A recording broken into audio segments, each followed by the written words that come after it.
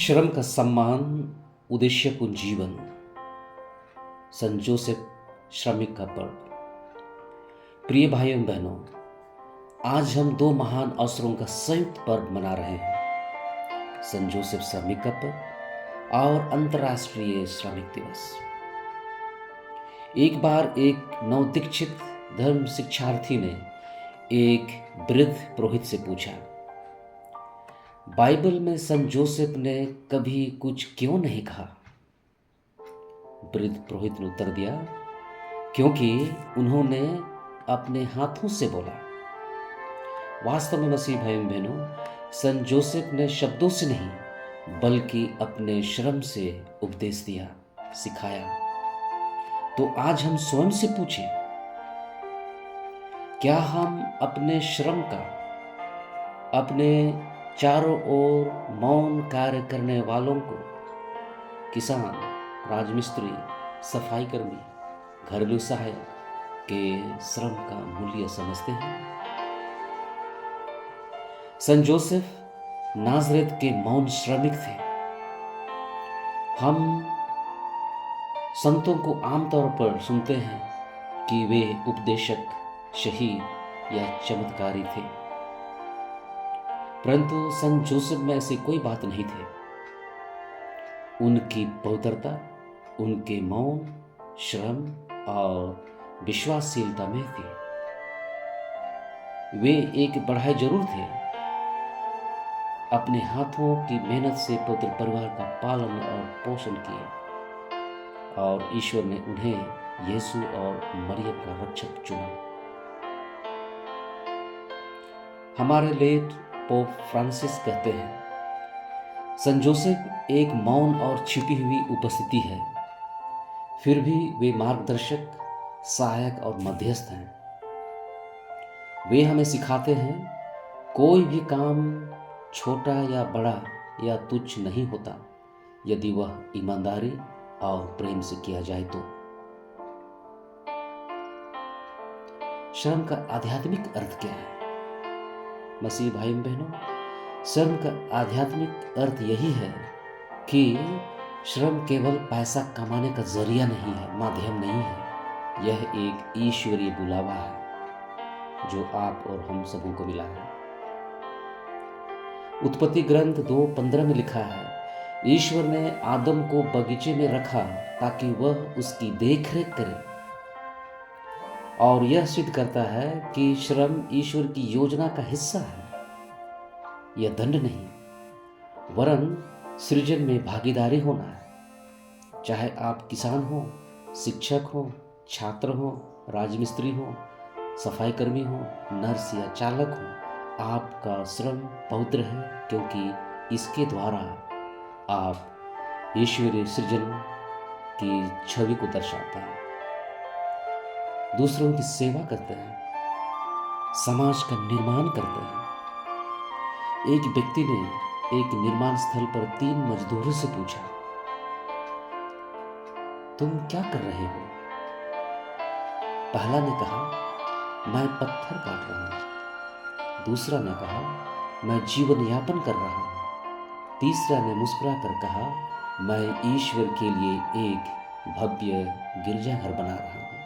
मसीह भाइयों बहनों, काम एक ही था, परंतु दृष्टिकोण अलग अलग। संत जोसेफ की तरह हम भी अपने श्रम को ईश्वर और समाज को अर्पित करने वाला कार्य माने।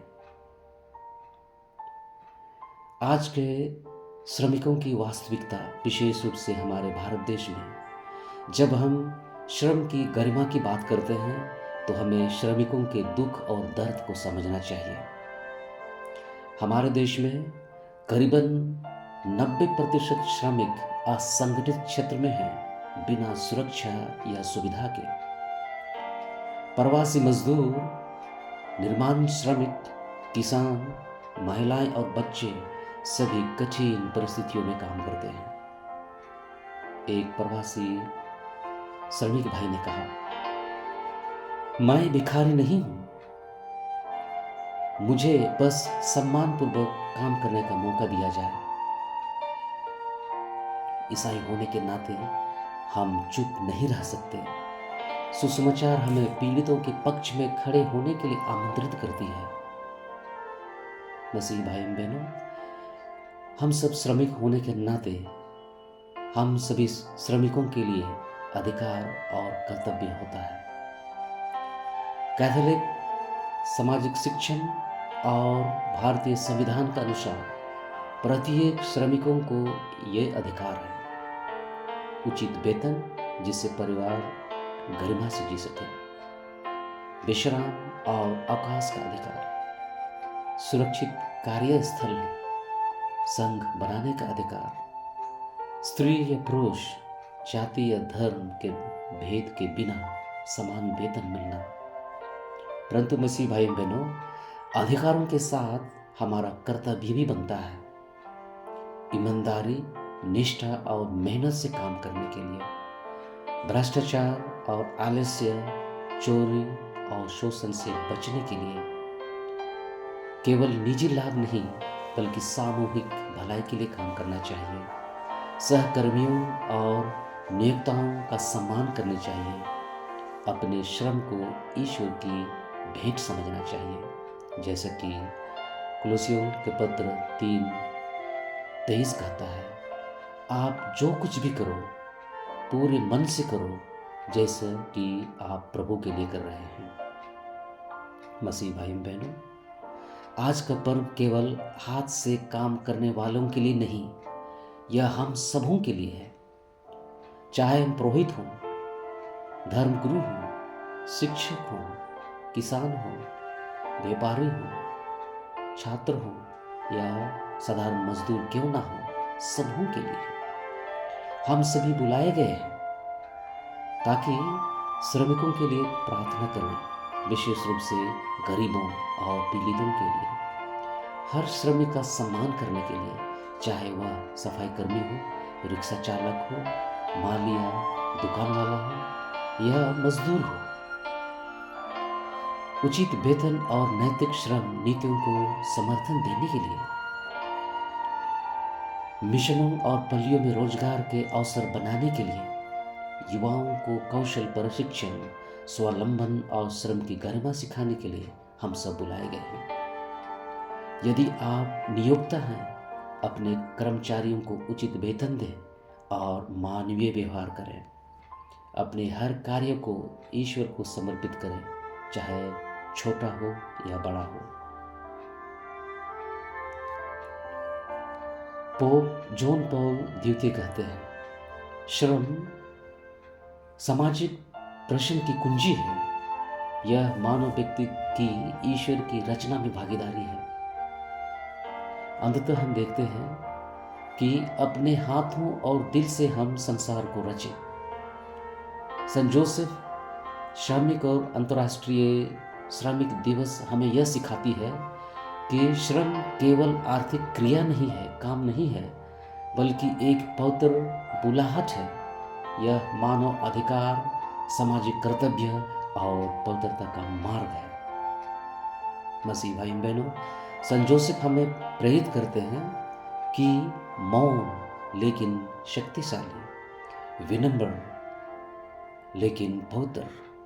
उन्होंने प्रवचनों और भाषणों से नहीं बल्कि अपनी छेली, अपनी आरी, पसीने और अन्य यंत्र विश्वास से संसार को रचना करने के लिए सिखाते हैं।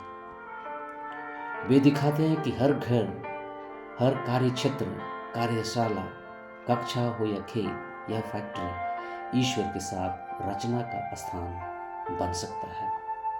तो इसलिए आइए हम केवल श्रम का उत्सव ना मनाएं, मान के कि आज सभी श्रमिकों का दिवस है, बल्कि श्रमिकों की गरिमा को पुनर्स्थापित करें। हम अंत में सभी श्रमिकों को, विशेष रूप से गरीबों और भूले बिसरे लोगों को संत जोसेफ को समर्पित करें इस प्रार्थना के द्वारा।